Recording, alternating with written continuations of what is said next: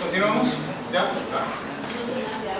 Lo que hemos visto en la primera parte es básicamente conocer un poquito el manejo del SPSS. Acá lo vamos a usar más, pero aquí ya lo vamos a usar aplicando conceptos de estadística. Para eso vamos a reconocer, o a recordar, mejor dicho, algunos conceptos de medida de tendencia central y variabilidad. ¿Ya? Estos son los temas que vamos a ver. Tablas de frecuencias. Más que calcularla, vamos a aprender a recordar cómo interpretarla. Señores, aunque ustedes no crean, me he tocado con alumnos de maestría que no saben interpretar una tabla de frecuencias. Pasa. Por eso hay que recordar estos temas. Medida de tendencia central, vamos a ver la media, la mediana. Y sobre todo algunas características de la propiedad que es importante para poder hacer una buena interpretación de ellos, ¿no? En qué caso sí me conviene utilizar una mediana o una media, ¿no? para hacer interpretación de datos. Medidas de variabilidad, asimetría y kurtosis, diagramas de cajas, muy útil para analizar distribuciones de datos desde el punto de vista de asimetría o variabilidad. Y por último, vamos a usar SPSS, pero ahora ya para poder calcular todas estas cosas que hemos visto acá. ¿Ya? Entonces, tabla de frecuencias. Esa es una manera bastante simple, digamos, de agrupar datos para poderlos mostrar y poderlos analizar e interpretar. Una cosa que también es otro problema que veo a veces con los, y no solamente con los tesistas, sino también con alumnos de pregrado, que presentan sus trabajos, que ponen a veces una tabla de frecuencias y ni siquiera les pusieron las unidades en que están. Después tenemos que estar adivinando, oye, ¿eso qué es? Kilos, personas, litros, ¿de qué estamos hablando? Pues toda tabla, un informe, tiene que tener esto de acá.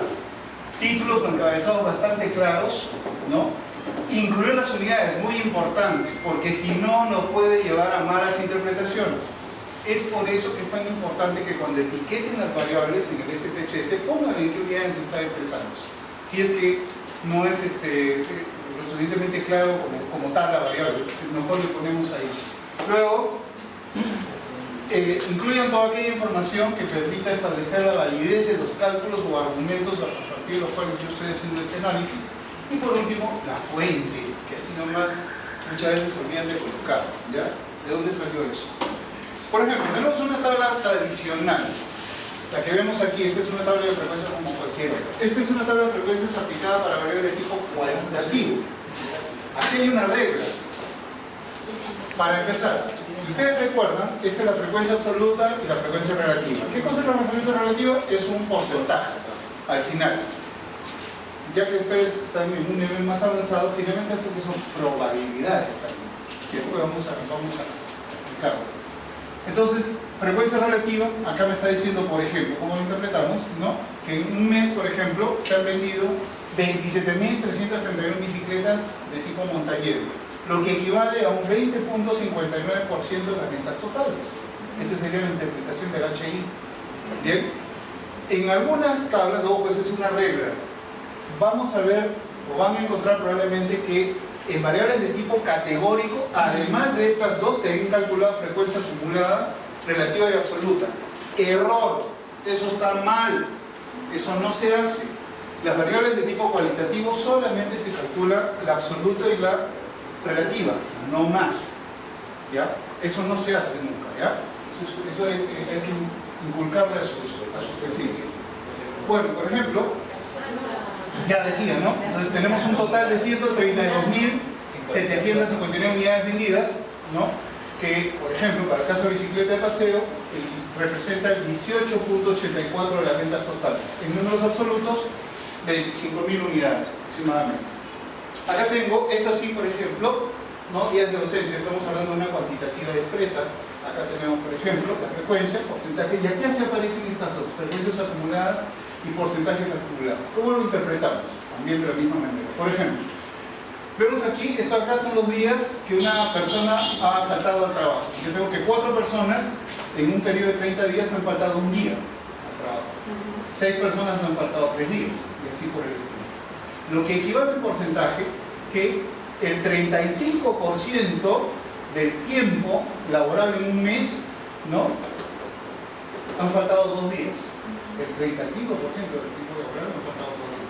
Vean acá, por ejemplo, frecuencia acumulada. ¿Cómo lo interpretamos esto? Yo podría decir que normalmente en un periodo de 30 días las personas faltan, ¿no? Hay 12 ausencias de 2 o menos días que faltan. 2 o menos días, porque esto es un acumulado, ¿no? Y si hablamos de un porcentaje acumulado del HI mayúscula, digamos que el 60%, ¿no? O menos de las veces las personas faltan menos de 2 días. Es lo que nos está diciendo eso de acá. Acá vemos también, por ejemplo, otra manera, ¿no? Dice, el 60% como máximo de los empleados falta 2 días. ¿De dónde sale el 60%? De aquí. Este acumulado que viene a ser la sumatoria de los porcentajes de aquí. ¿Sí se acuerdan? ¿Vamos? Vemos acá 25 más 5, perdón, 20 más 5 más estos 25, 35 más 20, esto de acá y así sucesivamente. 40% de los empleados faltan más de 2 días al trabajo. ¿Cómo lo hemos obtenido ahí? Por ejemplo, muy sencillo. A ver, falta más de 2 días, ¿eh? Más de 2 días, está hablando de estos dos. A ver, ¿y por qué saben que es 40%? 100 menos los 60 de acá. Es decir, o sea, no, ahora lo estoy viendo para el otro lado. Normalmente, las personas tienden a interpretar de aquí para abajo. Pero ustedes lo podemos ver al revés. 40% han faltado más de 2 días. Profesor, Sí. ¿Cuál es el total de empleados? Dice ahí. No, esto es número de días de ausencia, acá no hay empleados. Son solamente cuántos empleados han faltado, qué cantidad de días, nada más. Eso es lo que está mostrando la información. ¿Dice el 60% de los empleados? No, no he dicho los empleados. No, el 60% de los días que se han faltado son así. Es el 60% de los días, no de los empleados. La primera interpretación dice sí. ¿Cuál? 35%. Ah, perdón. Esto es bueno, debe haber error de escritura. Pero esto lo voy a corregir para entregarle la carta.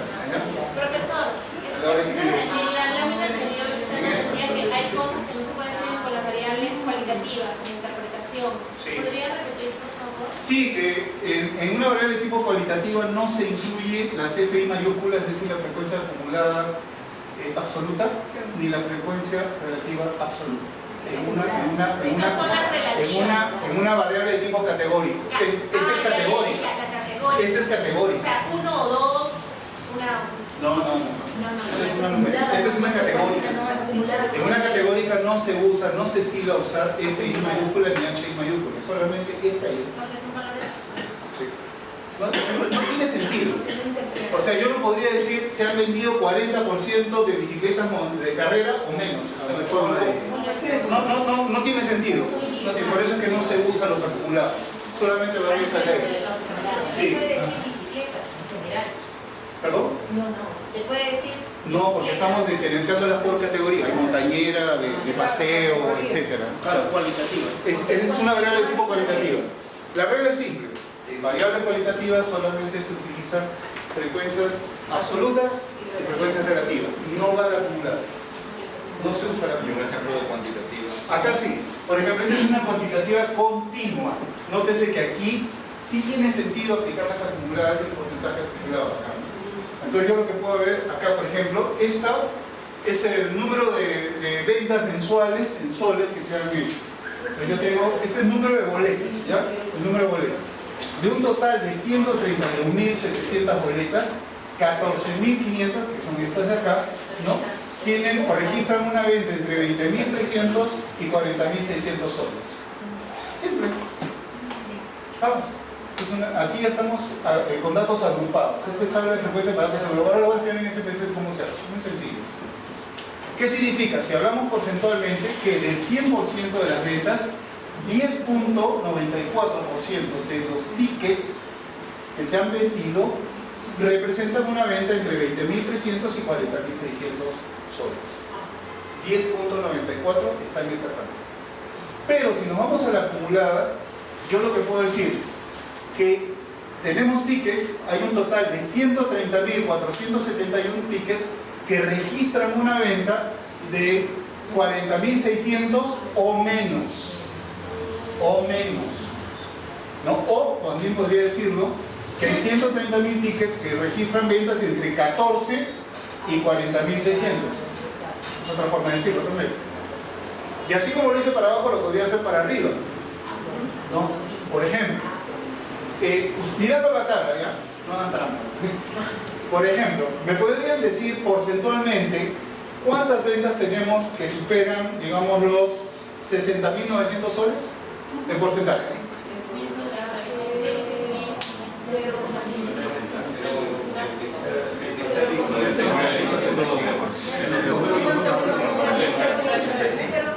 Sería esto menos esto, ¿no? Y la diferencia, ese es el número, o porcentualmente, la cantidad de tickets que representan ventas mayores de 60.900. Estamos hablando aquí así, 0.15%. El 0.15% del total de tickets emitidos en una tienda, ¿no?, registran ventas superiores a los 60.900. ¿Sí? Claro. ¿Están recordando? Eso, de hecho, que lo han aprendido en el pregrado, en el liceo que soy, y hasta en maestría. Bien. Ahora les voy a enseñar cómo construimos eso con SPSS. Recordemos las otras medidas de vea central. Existen 3 medidas de tendencia central súper importantes: media, mediana y moda. En el caso de la primera, la media, es tal vez la medida estadística más importante en toda la estadística. Generalmente todo gira alrededor de la media, o trabaja alrededor de la media. En particular, las pruebas de tipo paramétrico utilizan a la media como para poder estimarse, media muestral para poder estimar la media poblacional. Ahora, esta media tiene algunas características o propiedades particulares. En primer lugar, la media se ve afectada por los valores extremos. ¿Qué quiere decir eso? Por ejemplo, si yo ahorita sumara las edades de todos ustedes y los dividiera entre la cantidad de personas, nos saldría una edad promedio de 45. Chibolos. 45 años, ¿ya? Vamos a decir una edad, no quiero decir más tarde. 45 años. Pero ¿qué pasa si extraigo a estos 2 profesores y pongo a sus hijos que tienen 3 años? ¿Qué va a pasar con la media? Se la va a jalar hacia abajo, ¿no? Entonces, la media se caracteriza porque se ve afectada por valores extremos. Entonces, hay que tener cuidado cuando hacemos interpretación de datos, porque esos valores extremos, o outliers, así se llaman técnicamente, te puede estar jalando, digamos, para eso, a veces es mejor trabajar con una mediana. Y la mediana se caracteriza, la mediana se caracteriza porque es una medida que divide los datos exactamente al 50%, o sea, a la mitad. La media no necesariamente es la mitad de la distribución de los datos. Cuidado, mucha gente cree que la media es la mitad. Es la mitad cuando la distribución es totalmente uniforme. Sigue una normal, una campana de Gauss. Pero si la distribución no es así, está sesgada, pero voy a explicar lo que es sesgo, ya la media dejó de ser el punto medio. En cambio, con la mediana no hay pierde. La mediana sí te dice, esta es la mitad. Otra propiedad que tiene la mediana es de que no se ve afectada por datos extremos. Le da lo mismo. La mediana sigue siendo la mediana, ¿ya? Entonces, y la otra, que es, la otra es la moda. Como el nombre lo dice, es el dato o los datos que se repiten más dentro de una distribución, ¿ya? Eso se llama la moda, ¿ya? Hay distribuciones de datos que son amodales. ¿Qué significa? No hay moda. Todos los datos son iguales, 5, 5, 5, 5, 5. Ya está, todos son iguales, no hay moda. Hay otros que pueden ser unimodales, que tienen una sola moda, bimodales o más. Ya no es tomada de 3, bastante rara la distribución, ¿ya? En este caso, entonces, puede haber moda como no puede haber moda también en un conjunto de datos, ¿bien? Bueno, otra característica. En una curva de distribución de frecuencias, como dice aquí, siempre va a representar el punto más alto, independientemente de si la distribución es simétrica o no, no importa. Siempre va a ser el punto más alto de la distribución. No se ve afectada por los valores extremos, como sí pasa con la media, ¿ya? No se ve afectada por los valores, y es bastante inestable, como dice aquí, ¿no? En relación a las otras medidas de la tendencia central. los cuartiles y percentiles. ¿Se acuerdan de eso? No se acuerdan. No importa. ¿Qué cosa era un cuartil y un percentil?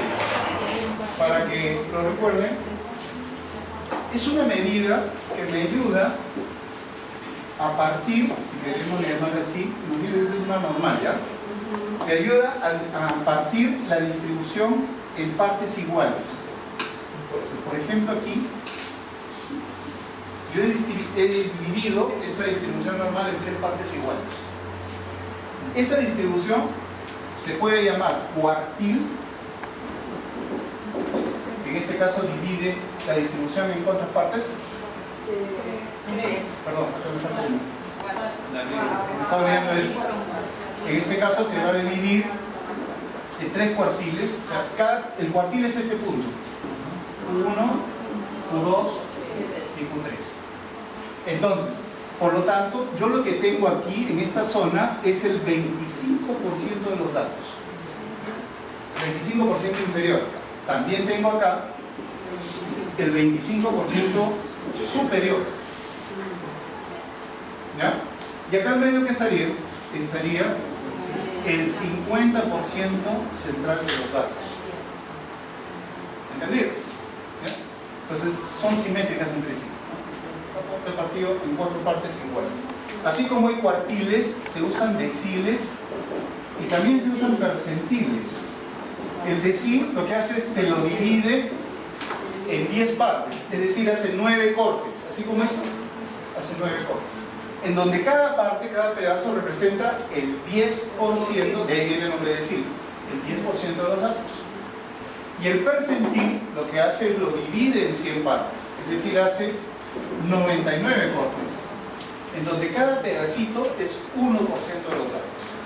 Mayormente, para efectos de análisis, se usan cuartiles y percentiles. Mayormente. Muy poco visto que se usen deciles para eso. Dependiendo de lo que estemos estudiando, ¿no? Pero mayormente son cuartiles y percentiles. Ahora, hay unas propiedades que siempre tenemos que tener en cuenta. Por ejemplo, sabemos que el cuartil 1 equivale al 25% de los datos, ¿cierto? Por lo tanto, díganme ustedes, ¿esto es cierto? ¿Que el percentil 25 es igual al cuartil 1? ¿Qué dicen ustedes? Sí, porque el percentil 25 me está representando el 25% de los datos. El cuartil 1 con percentil 25 son exactamente iguales. El cuartil 2, ¿con qué percentil sería? 50. ¿Y el cuartil 3? 75. Perfecto, ya. Pero además hay otra. Da la casualidad, si estamos hablando de una distribución de este tipo, que además mediana. Exactamente, es la mediana. El percentil 50 o cuartil 2 es lo mismo que la mediana. Si ustedes calculan la mediana, ya saben cuál es el percentil 50 y el cuartil 2. Coincide con la media. Para este caso sí, pero si la función es así, ya es otra historia. Ya aquí hay asimetría. Entonces acá hay un sesgo. Y esto tiene otro tratamiento, ¿no? Igualito, ¿no? Yo la puedo partir igual en cuartil 1, cuartil 2 y cuartil 3. Nada más que, por ejemplo, en este caso, la mayoría de los datos va a estar por acá y aquí va a ser menos datos en el cuartil 3. Sí, eso sí. Esto lo analizamos con diagramas de cajas más fácil, ¿no? ¿Listo? ¿Recordaron? ¿Ya? ¿Puedo borrar esto? ¿Sí?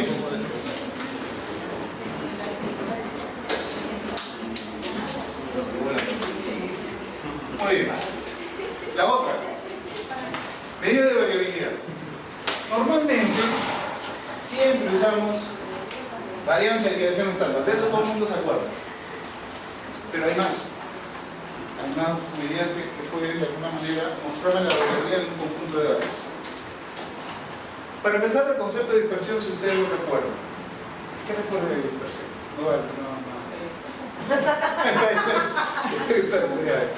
Aparte de eso, nada. La medida de dispersión lo que te va a indicar es en qué grado los datos se alejan o se acercan de la media. De la media aritmética. ¿Ya? De la media. ¿Por qué es importante eso de la dispersión? Porque a mayor dispersión de los datos, ¿Qué va a significar con la media aritmética? La media aritmética es menos confiable. Es menos confiable para efectos de estimación. Tenemos una gran variabilidad. Los datos son muy dispersos. En cambio, si la variabilidad es más corta, más pequeña, eso quiere decir que los datos están mucho más cerca de esa media. Por lo tanto, Por lo tanto, se considera que esa media aritmética para cualquier efecto de interpretación es más confiable. ¿Bien? Entonces,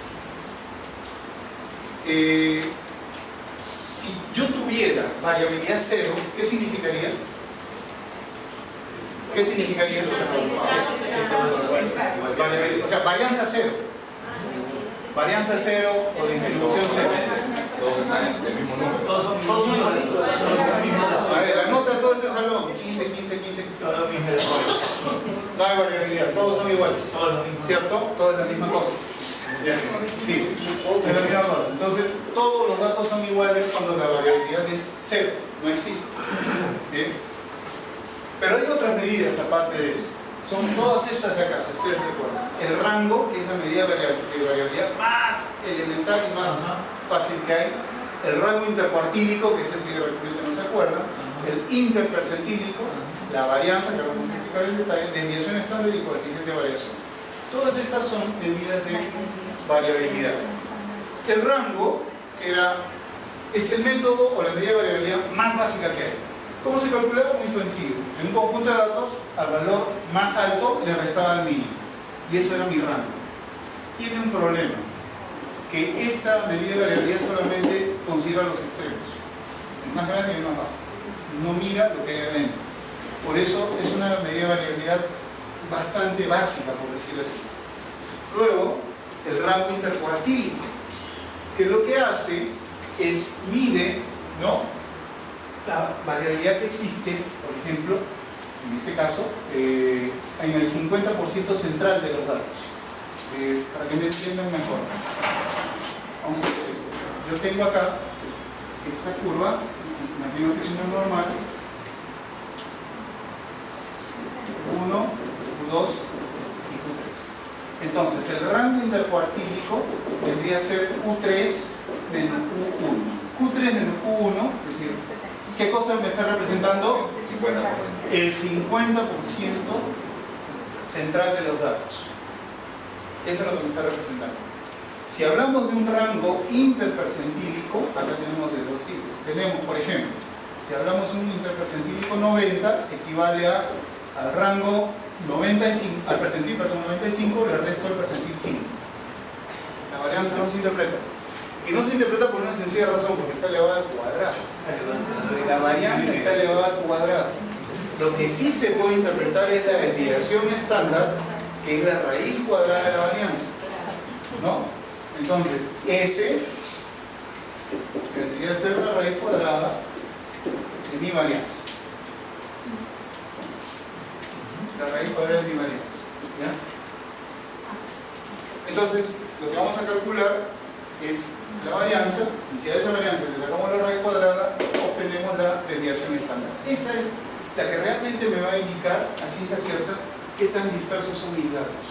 Va a ser mucho más fácil de entenderse. ¿Ya? Miren acá. Miren acá.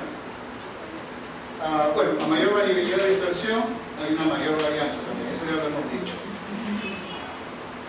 Ahí está. Miren. Este ejemplo es muy claro, ¿ya?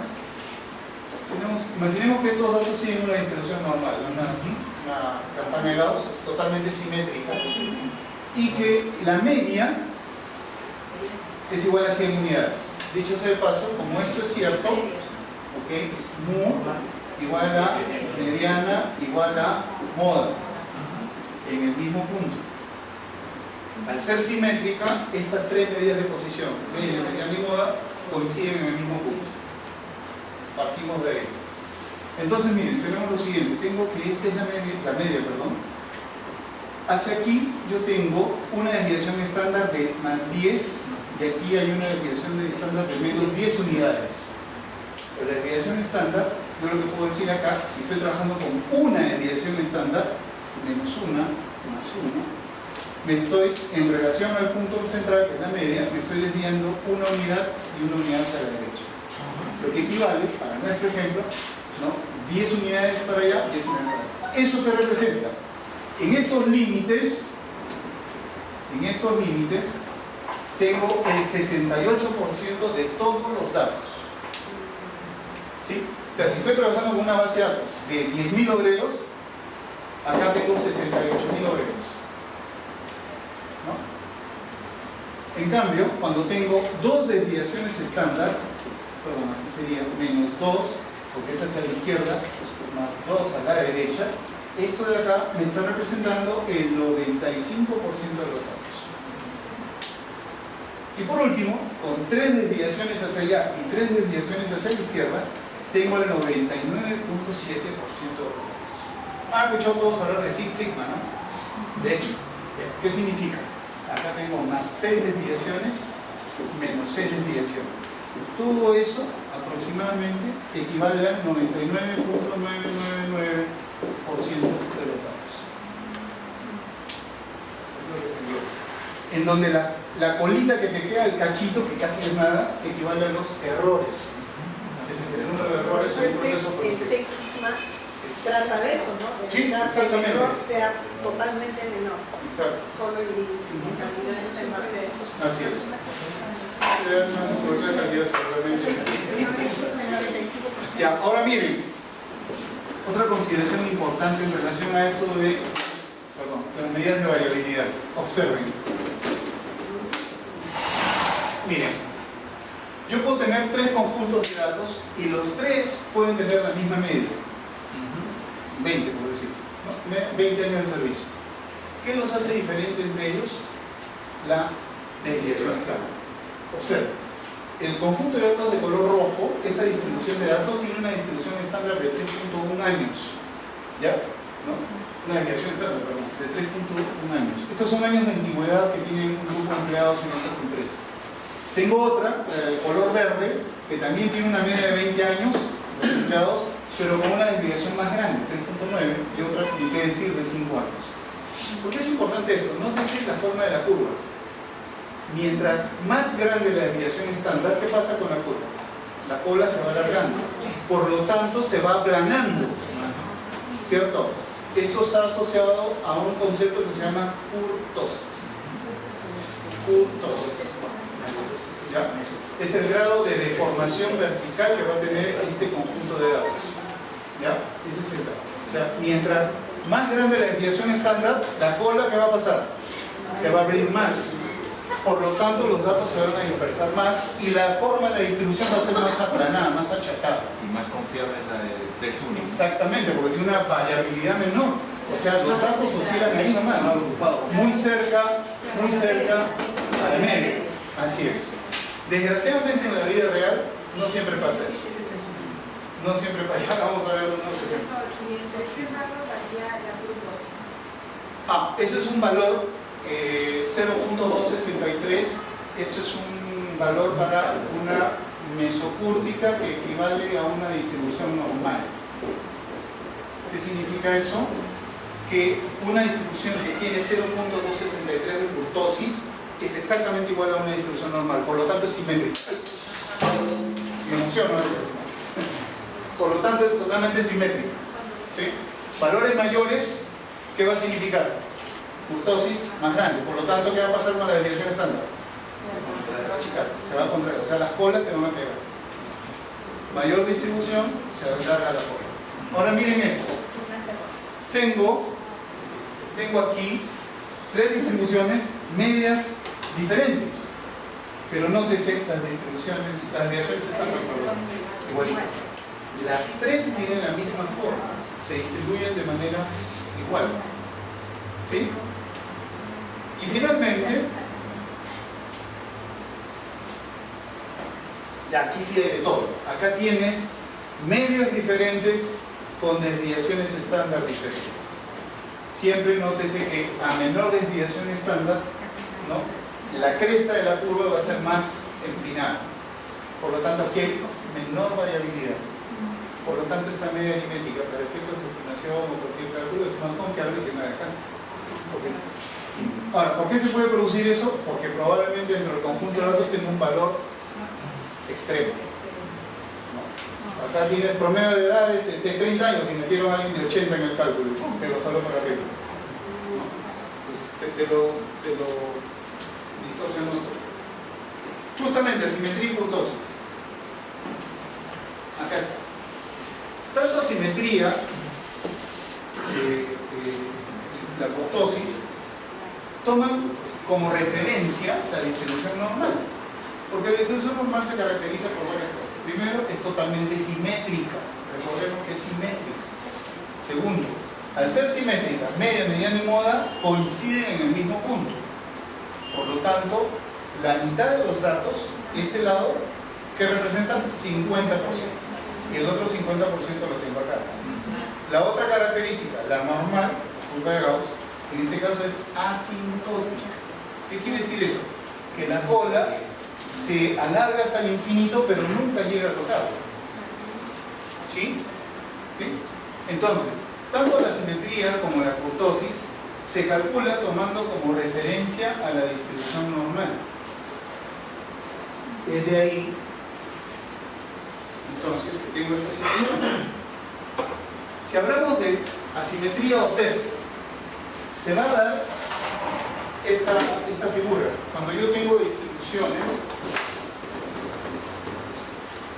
que son asimétricas, es decir, por ejemplo, tengo este gráfico. Para los ingenieros, chi cuadrado, ¿no? Que es a 4. Ya. Esta distribución es asimétrica y tiene sesgo positivo. ¿Por qué digo que es sesgo positivo? Porque se abre hacia la derecha. En cambio, si es así, sesgo negativo, ¿no? La cola va hacia la izquierda. Por otro lado, ¿dónde está la moda? Acá. ¿Cierto? El valor más alto, el valor que más se repite. Por lo tanto, imaginemos que esto me está representando sueldos de un conjunto de datos que estoy analizando. ¿Sí? Sueldos. Entonces, mirando la fórmula de distribución, yo podría decir, ¿sabes qué? En esta empresa, la mayoría de sueldos están por debajo de la media. O sea, sueldo bajo, ganan un poco acá. ¿Te das cuenta? ¿Sí? La mayoría de los datos están por debajo de la media, es decir, se concentran hacia valores bajos. Hay una tendencia hacia valores bajos, porque aquí está la gran mayoría. En cambio, acá están los gerentes. Acá están los sueldos de los gerentes. Exacto. Todos quisiéramos estar acá, ¿no? Todos quisieran estar acá. ¿Te das cuenta? Entonces,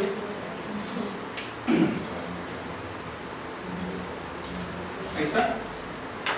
Por ejemplo, totalmente simétrica. Tengo aquí una distribución simétrica, una en promedio de 45 años.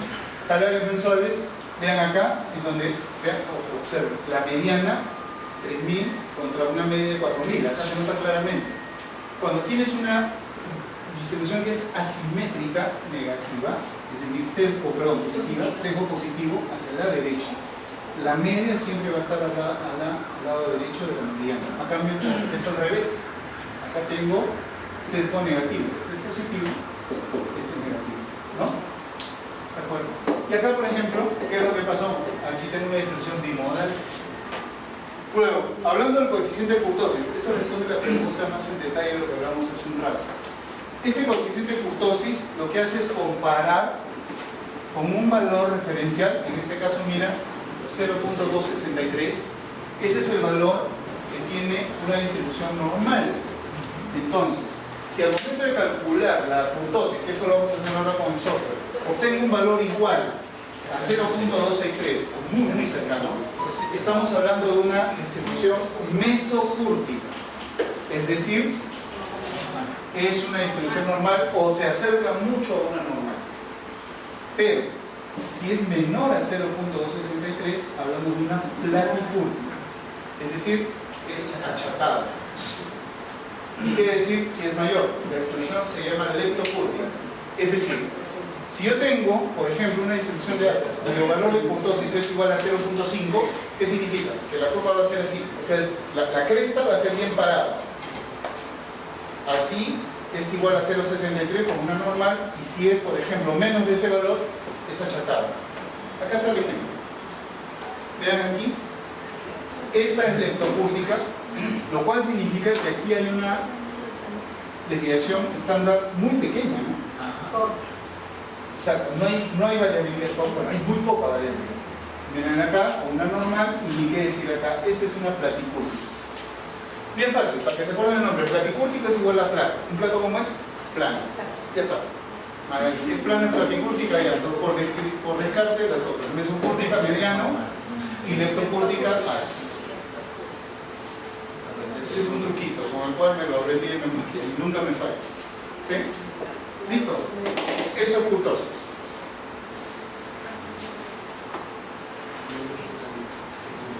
Diagrama de cajas.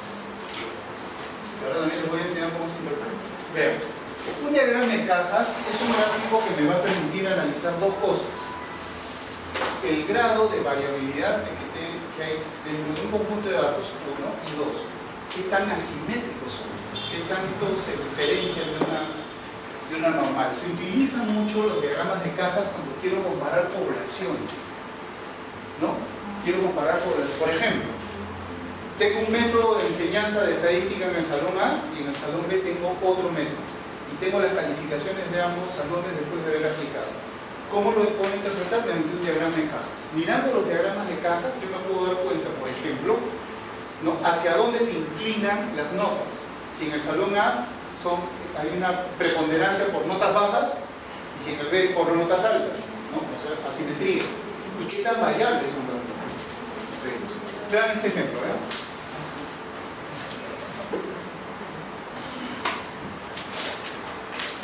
Tengo este grupo de datos y me piden que construya el diagrama de cajas, ¿ya? Ahora vamos a hacer con el software. Ahí está, les presento un diagrama de cajas. ¿Ya? Les explico. Un diagrama de cajas, como el nombre lo dice, tiene la forma de una caja y tiene dos rayas a los costados que se llaman bigotes. En realidad el nombre completo es diagrama de caja y bigote. Así se llama, diagrama de caja y bigote. La rayita que ustedes vean acá dentro de esta caja viene a representarme la mediana. Esa es la mediana. Este extremo de acá viene a ser el primer cuartil.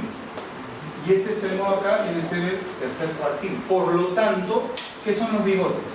Este bigote me está representando el 25% más bajo de los datos. ¿Entendido? Sí. El 25% más alto. Este es el más alto y este de acá es el 50% central. Acuérdense que es 25, acá también hay otro 25, entre este y este, acá también hay otro 25 y acá también hay otro 25. ¿Me siguen hasta ahí? ¿No? 25 más 25, ¿cuánto hace? 50. Es el 50% central. Entonces, yo puedo ver acá, por ejemplo, mirando esto, para empezar, la mediana, la tengo tirada hacia un costado. ¿Qué dirían ustedes? ¿Es simétrica o no? Es asimétrica. Ok. ¿Qué sesgo tiene? Positivo. Por lo tanto, la curva va a tener esta forma. Para este caso, ¿cierto? ¿Cómo se interpreta esta caja? ¿Ya? Pregunta, ¿cómo ven la caja? ¿Perfectamente pareja? Sí. Totalmente. Por lo tanto, así nomás mirándola digo que esto es una normal. Sí, una distribución normal. Si ustedes ven la mediana, que es esta raya, está justo al medio, ¿no? Ya. Segunda, comparen el bigote de acá con el bigote de acá. ¿Son iguales? Ya, por lo tanto, la variabilidad en el primer 25% de los datos, es decir, en los datos más bajos, es exactamente igual a la variabilidad en el 25% superior. ¿Sí? No siempre pasa eso. Puede pasar que tengas un bigotito así chiquito y un bigotazo enorme arriba. ¿Eso qué me indica? ¿Cómo lo interpretarías? ¿Dónde está la mayor cantidad de valores? Está tirado acá, en el bigote superior, es decir, se concentra en el 25% superior. Por lo tanto, se nota que hay un sesgo muy claro, ¿no? ¿El sesgo sería positivo o negativo? Positivo. No, mira, está acá arriba. El bigote es así. Ya, para hacerlo más fácil.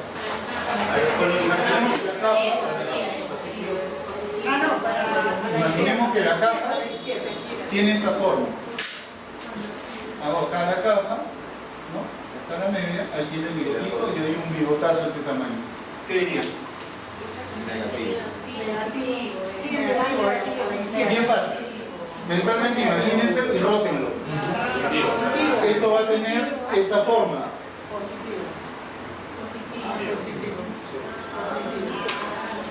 Cero positivo. Cero positivo, ¿te das cuenta? Entonces acá hay un cero positivo. Lo que significa que hay una buena concentración de datos acá.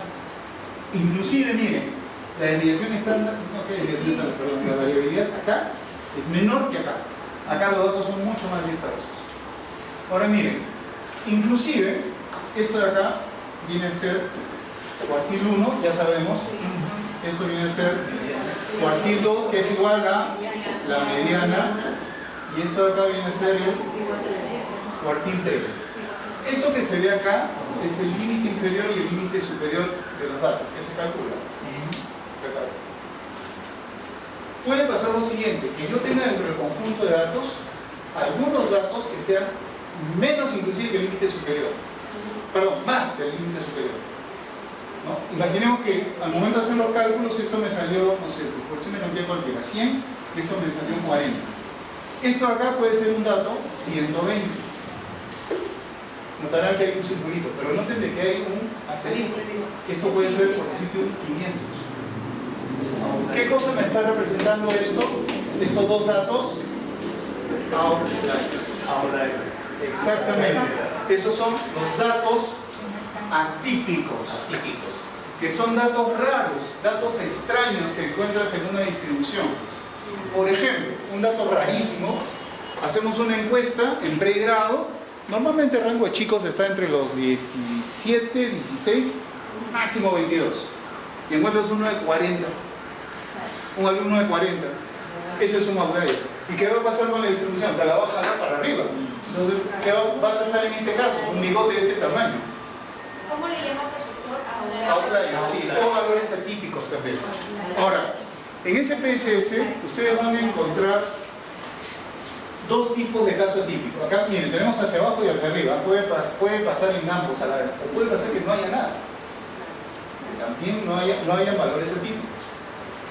Cuando este circulito de acá se va a graficar como un caso típico, pero con un circulito cuando la distancia que hay o la longitud que hay desde aquí hasta el cuartil número 3, es decir, percentil 75, no es más allá de 1.5 longitudes. Pero si es más de 3 longitudes de la caja, partiendo desde acá hacia arriba, va a aparecer como un asterisco. O sea, ya es un dato que está recontra lejos. Lo mismo acá a la inversa. Lo mismo aquí a la inversa. ¿Entendido? Pero igual los outliers sí están influyendo en el resultado Sí, te van a influir en la media donde va a ir, ¿no? De todas maneras. Muy bien.